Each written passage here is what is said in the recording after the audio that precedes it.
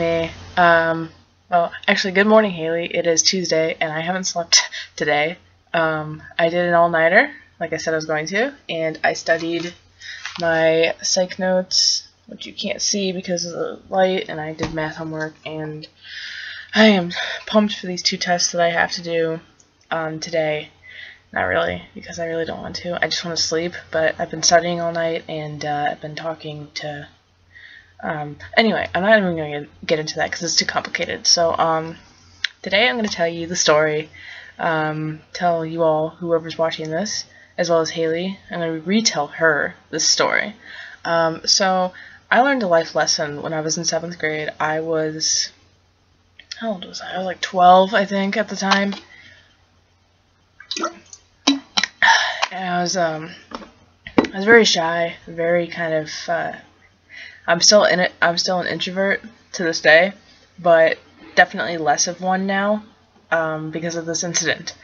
So I kind of learned, I'm going to tell you the lesson I learned first, and then I'm going to tell you the story. So I learned that, if you don't laugh at yourself first, then you're basically going to not feel good about yourself. Because if you laugh at yourself first, and then everyone's laughing with you as you're laughing at yourself, you feel so much better about what happened, no matter what happened.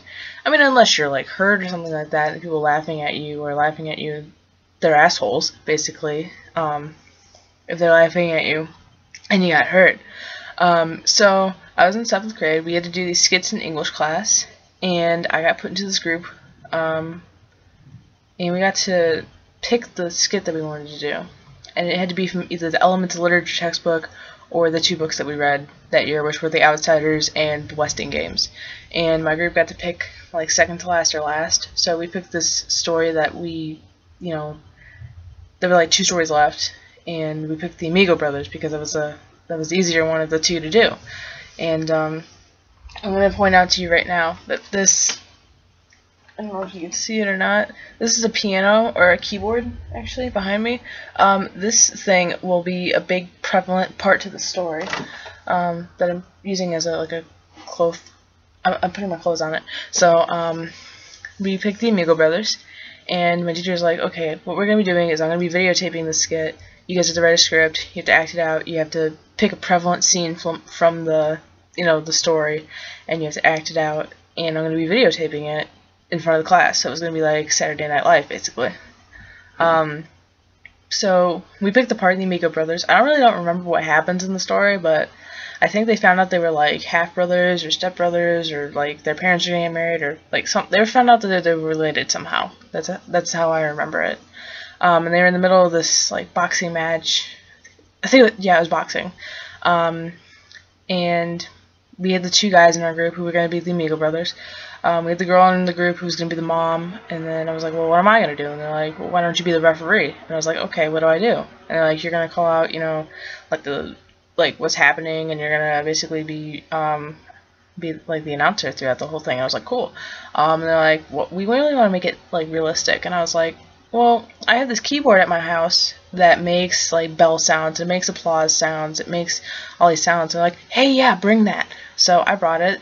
The day we had a Jewish skit, I did get to school like 20 minutes early, lugged this giant-ass keyboard upstairs to Mr. Watkins' class, and 6th and 7th period, because language arts was 2 periods long, each 40 minutes, and our teacher didn't let us go out during the passing period, so we had 84 minutes, and we did, I think we did all the skits in one day, actually. We had the Outsiders skit, and then we had like the Westing Games. I don't remember what the other ones were, but our group had to go up.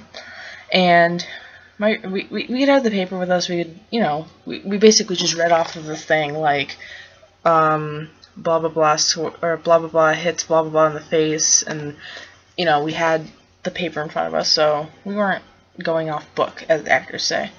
So my teacher had one rule though. He said, if you're not doing anything in the scene, do not be in the scene. Get out of the area that you're doing. Go to the door or something. So during the scene, I'm standing behind a couple desks that have this keyboard on there, and I should probably point out that the cord for this keyboard isn't very long, so the distance between the desk and the wall, the keyboard cord, here's the floor, and the keyboard cord was like hovering above it like that. So I was behind the desk with the keyboard, and I was standing there for kind of a long time. This is when they were having their like bro epiphany moment, where they're like, "Oh my God, you're my brother." And I was like, oh, shit, I shouldn't be in here right now. I should be over by the door with the other girl. So I turned to the left, because I'm not going to go all the way around, but the cord's to the left of me, so I figure I'm just going to step over it. So I step on it, and when you step on a cord sometimes, I don't know if I can show you, but if you step on a cord like this, it becomes like a V like that. So my right foot stepped on it, made it a V. So when my left foot came up, it like caught the side of the cord. To quote Kesha's song, I'm going down, I'm yelling timber. I did not yell timber. I almost yelled a word that started with an F though. This keyboard fell on me. It fell on me. All you hear is because I accidentally pressed the applause button with my ass when it fell on me. And my teacher, I saw like the one thing I was looking at was the teacher, because I knew I was falling. I looked at him. He turned the video camera directly on me when I started to fall, and everybody was laughing for like 5 minutes. We had to. My teacher did not stop recording.